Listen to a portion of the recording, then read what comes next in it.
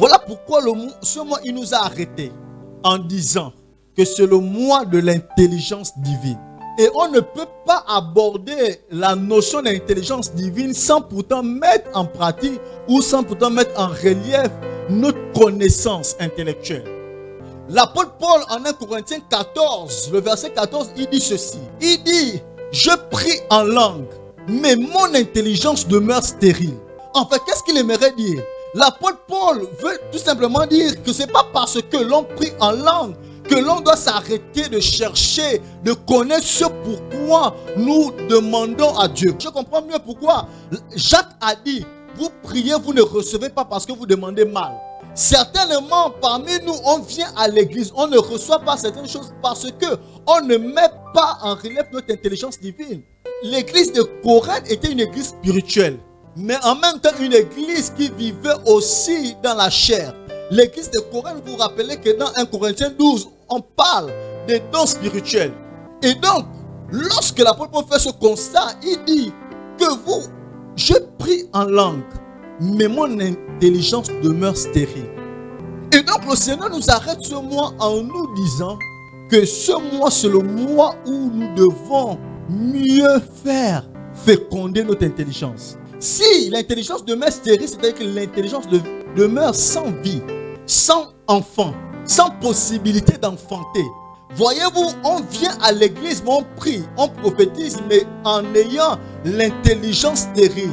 Stérilité, vous comprenez mieux, les femmes comprennent mieux le poids que ça peut faire lorsque elles sont en capacité de procréer, mais elles n'arrivent pas. Imaginez cette douleur. Vous êtes en capacité d'arriver à la procréation. En réalité, après, vous pouvez dire, mais vous êtes arrivé à une certaine maturité spirituelle. Mais comment ça se fait-il que votre intelligence ne grandit pas au même niveau que votre connaissance spirituelle? Comment ça se fait-il que votre intelligence n'arrive pas à féconder au même niveau que votre capacité à parler en langue, votre capacité à prier, votre capacité à guérir les malades, votre capacité à ressusciter les morts? Parce qu'il parle des dons spirituels en disant que voici une certaine catégorie une certaine catégorie de personnes. Voici les dons. D'autres vont prophétiser, d'autres auront le don de prophétie, d'autres auront le don de parler en langue, d'autres auront le don d'interprétation, d'autres auront le don, Dieu, l'Esprit va accorder le don aussi de guérir les malades. Ici, en réalité, 9 dons. 9 dons que l'Esprit met dans un enfant de Dieu lorsque cet enfant décide de soupirer après lui. Et donc, on arrive en ce mois, le Seigneur nous arrête. Mais vous priez en langue. Vous donnez, c'est bien. Mais est-ce que vous savez réellement pourquoi vous donnez? Est-ce que vous savez réellement pourquoi vous venez à l'église? Est-ce qu'on sait réellement pourquoi on prie? On prie pour quel objectif? On vient à l'église pour quel objectif? Ne venez pas ou ne venez pas à l'église en laissant notre intelligence dehors. Voilà pourquoi on est de plus en plus trompé au milieu de nous. Il dit que vous priez en langue, mais votre intelligence demeure stérile. Votre intelligence n'arrive pas à évoluer. Votre intelligence n'arrive pas à procréer. C'était une parenthèse pour introduire le message. D'où l'importance de comprendre le mois de l'intelligence divine. Et il dit encore même dans Romains que vous avez du zèle, mais sans intelligence. Vous avez donc de l'amour, de la passion pour Dieu, mais sans intelligence. Vous avez donc de la motivation de servir Dieu, mais sans intelligence. La véritable question, c'est de savoir comment activer l'intelligence divine. Comment prendre l'intelligence divine et mettre cela au service de Dieu, de sorte que cela puisse enfanter.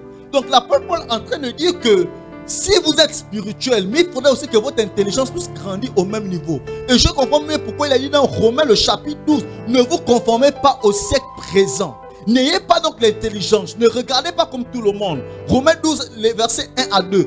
Ne vous conformez pas au siècle présent, mais au contraire, soyez transformés par le renouvellement de votre intelligence. Notre responsabilité, c'est que notre intelligence doit être transformée. Notre responsabilité, c'est de permettre à Dieu que notre intelligence soit transformée au même niveau que notre spiritualité.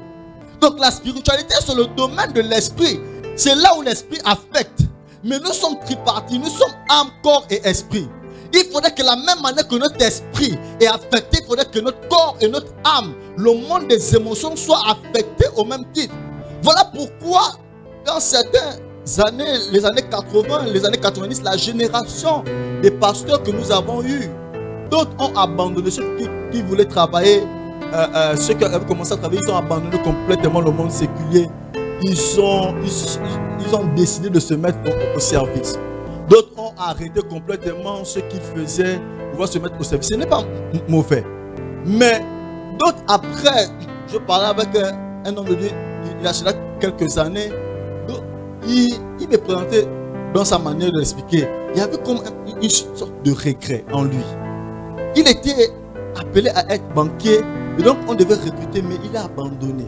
Parce que l'église dans laquelle il était, il n'était pas possible et toléré que tu sois pasteur, serviteur de Dieu et ne pas, et travailler à côté.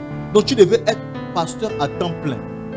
Du coup, lorsque tu devenais, tu disais que tu as l'appel, il faudrait que tu te consacres directement au sacerdoce. Tu te consacres directement à l'appel pastoral.